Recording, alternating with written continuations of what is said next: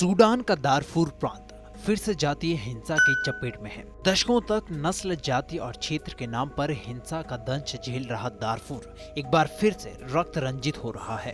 पिछले दिनों यहाँ रहने वाले अरब और गैर अरबी लोगों के बीच हिंसा छिड़ गई और देखते ही देखते 83 लोग इसके शिकार हो गए। मीडिया रिपोर्ट्स की माने तो इस हिंसा के पीछे की वजह 2 लोगों का आपसी विवाद था, लेकिन इस विवाद की चिंगारी ऐसी भड़की कि जातीय हिंसा का रूप ले लिया। दारफूर की वर्तमान घटना 18 साल पहले की उन कड़वी यादों को ताजा कराती है जब लाखों लोग अपनी जान से हाथ धो बैठे और लंबे वक्त तक सूडान की धरती पर खून की नदियां बहती रही। सूडान में चल रहे संघर्ष को समझने के लिए आपको इतिहास में झांकना होगा। साल 2003 के दौरान दारफूर बड़े खूनी संघर्ष का केंद्र बना हुआ था। इस संघर्ष में 3 लाख से ज्यादा लोगों ने अपनी जानें गंवाई। यूएन की रिपोर्ट के मुताबिक तब इस जातीय हिंसा में 2.5 मिलियन लोग प्रभावित हुए थे। दारफूर में होने वाली तमाम हिंसक झड़पों के लिए जल और जमीन सबसे ज्यादा जिम्मेदार रहे। दरअसल सूडान के इस प्रांत में अरब लोगों की संख्या काफी ज्यादा है और ये लोग बहुसंख्यक की श्रेणी में हैं, जबकि स्थानीय लोगों की संख्या काफी कम है और ये अल्पसंख्यक हैं।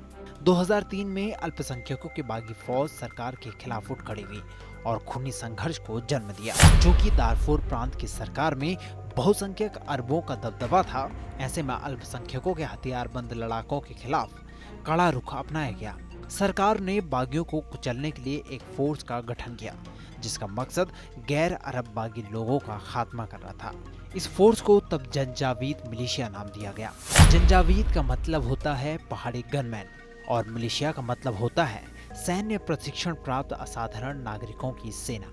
अब जब दोनों तरफ के लड़ाके आमने सामने थे, ऐसे में भारी पैमाने पर खून खराबा देखने को मिला। हिंसा के इस मंजर से सूडान दुनिया भर की नजरों में आ गया, लेकिन हालात इतने बदतर हो गए थे कि आखिरकार यूएन को शांति कायम करने के लिए UNAMID मिशन लॉन्च करना पड़ा। उम्मीदें लगाई जा रही थी कि United Nations African Union mission in Darfur कई सालों तक सूडान के क्षेत्र में शांति कायम रखेगी। यूएन ने हजारों सैनिक इस क्षेत्र में तैनात भी किए, लेकिन पिछले साल 31 दिसंबर 2020 में यूएन ने इस मिशन को खत्म करने का फैसला किया। इसका मतलब था यूएन के 8000 सैनिक अगले 6 महीनों के अंदर अंदर इस इलाके को छोड़कर जाने वाले थे। मगर उम्मीद से उलट सूडान के इस इलाके में हालात बदल गए। खूनी झड़प छिड़ गई और कई लोग घायल हो गए। अल जजीरा की एक रिपोर्ट की माने तो इस संघर्ष से प्रभावित लोगों का मानना है कि यूएन के इस फैसले ने दारफूर इलाके में वैक्यूम क्रिएट किया। हालांकि हिंसा की बात करें तो मसला विस्थापितों के शिविर से शुरू हुआ। प्रांतीय राजधानी जेनेना स्थित एक शिविर में विस्थापित लोगों को रखा गया, जहां 2 लोगों के बीच मामूली विवाद हो गया और जो बड़ी हिंसा के रूप में तब्दील हो गया। दरअसल विवाद में एक अरब व्यक्ति की चाकू मारकर हत्या कर दी थी, जिसके बाद उसके परिजनों ने शिविर में और अन्य इलाकों में लोगों पर हमले कर दिए। TV9 भारतवर्ष के लिए संदीप राणा की रिपोर्ट। कैसी लगी खबर कमेंट सेक्शन में हमें जरूर बताएं। बाकी देश दुनिया के अन्य बड़ी खबरों के लिए सब्सक्राइब करें TV9 भारतवर्ष।